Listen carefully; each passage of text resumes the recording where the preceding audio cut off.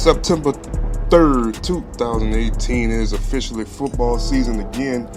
Welcome to the Third Down Show. I'm your host, T. Wayne the Don. What a great weekend we had to start off. I hope y'all enjoy y'all Labor Day weekend. To start off week one, to end week one, there is one more game left on the college football schedule. There will be tonight, Florida State and Virginia Tech. Talk about them later on in the show.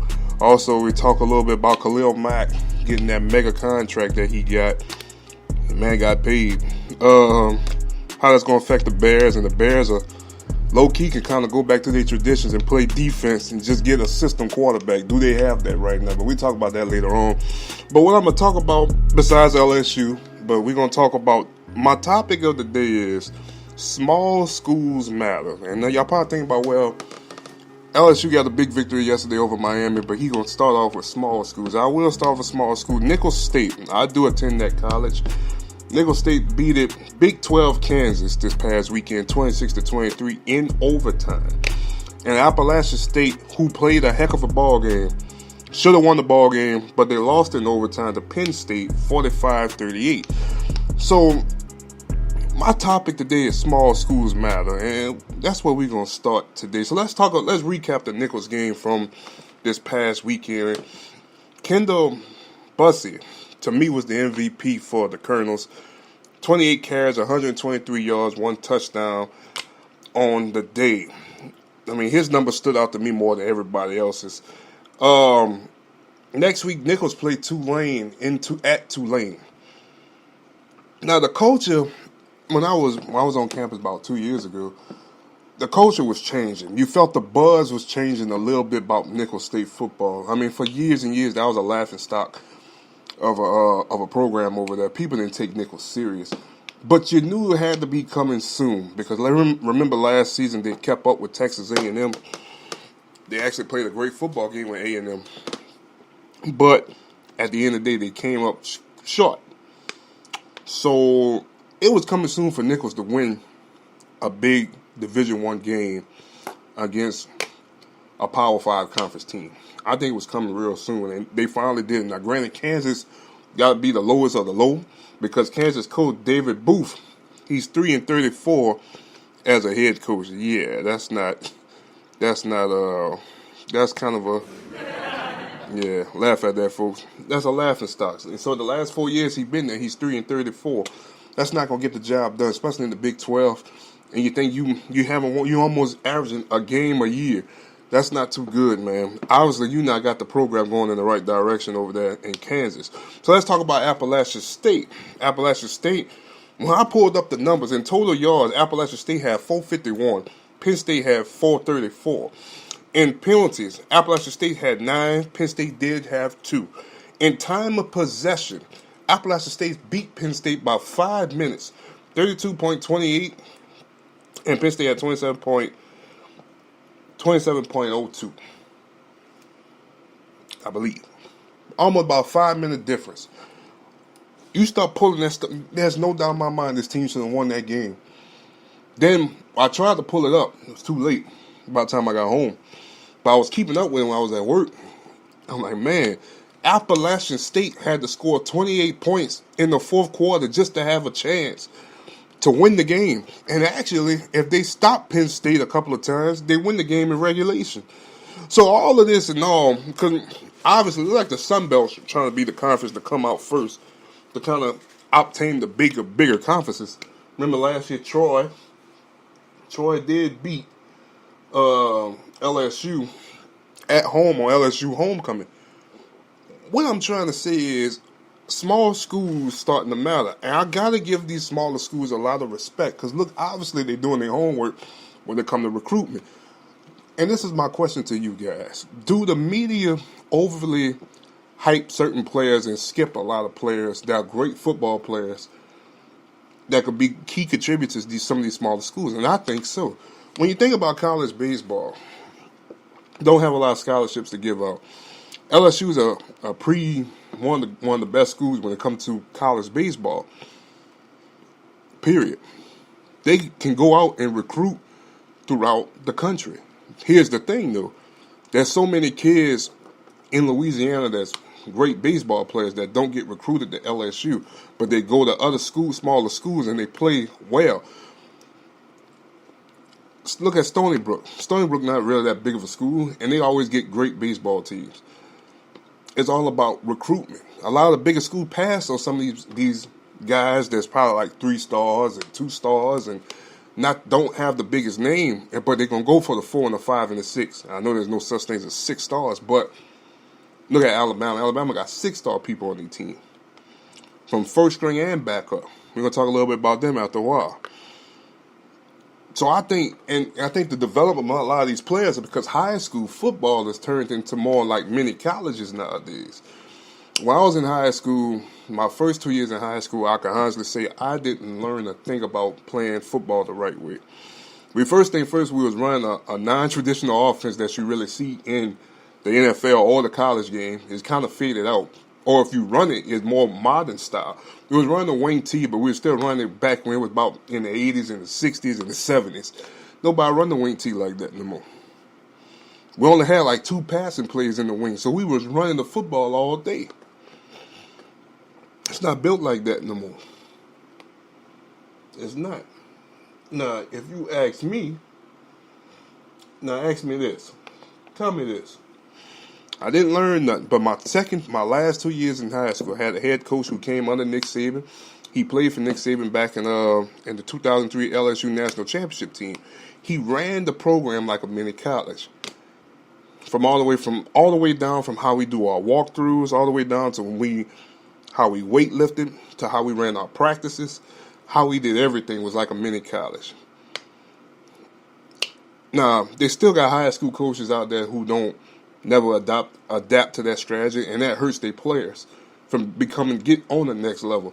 But when coaches come in like that and bring an attitude, when you know this is what's going to be like on the next level, this how hard you have to work, that's setting a player up to be successful. So I give a lot of respect to the high school level that's making players become and mature like this is many colleges.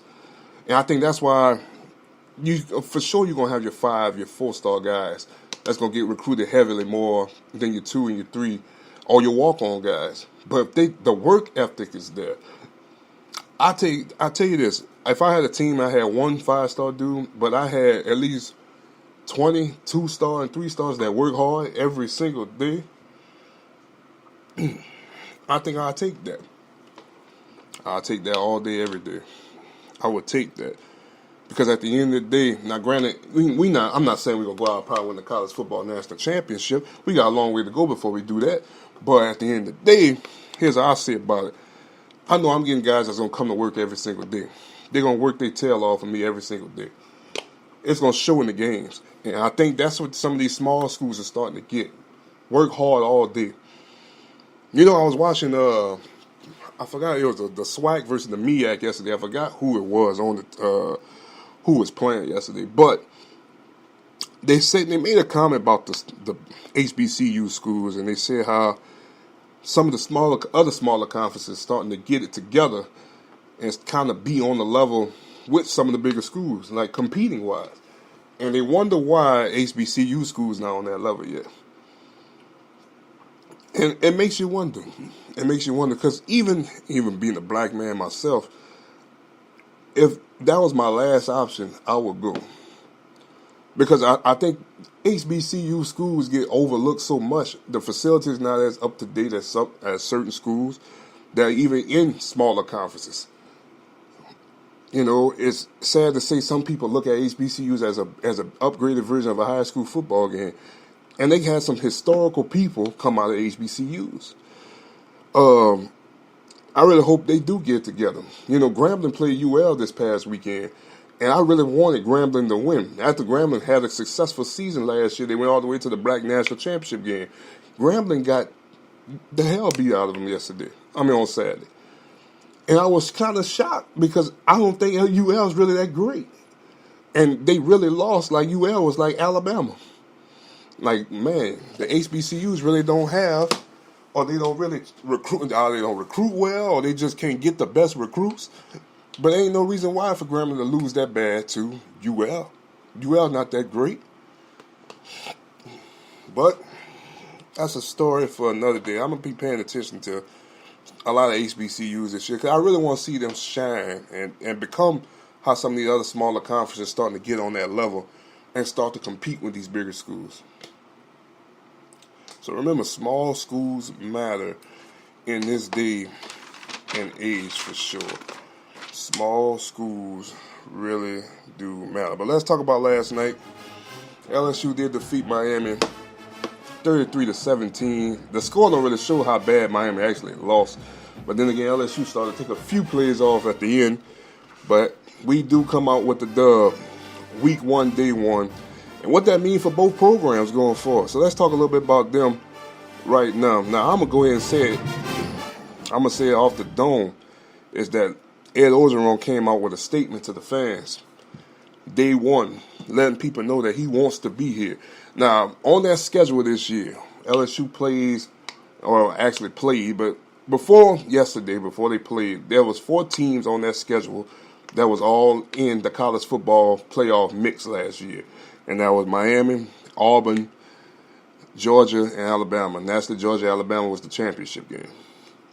So you beat one of the teams who popped to me, you asked me the weaker of the 4. You beat one of them yesterday. Then you dominated to a degree. You dominated with all 3 aspects on the field. Number 1, special teams. Your kicker went 4 for 4 yesterday. Defense. Your defense brought one to the house. Had 2 interceptions. Should have had 3 interceptions, but had 2 interceptions. Actually, when I went back and looked at the highlights, they could have had about 4. But they left 2 interceptions on the field, if you ask me. Offensively, you game managed. And I think that's the part I'm a little upset about because there was a lot of times when they got to the red zone and they did not put it in the box. I want to see if I'm an LSU fan, offensively they gave you 14 points.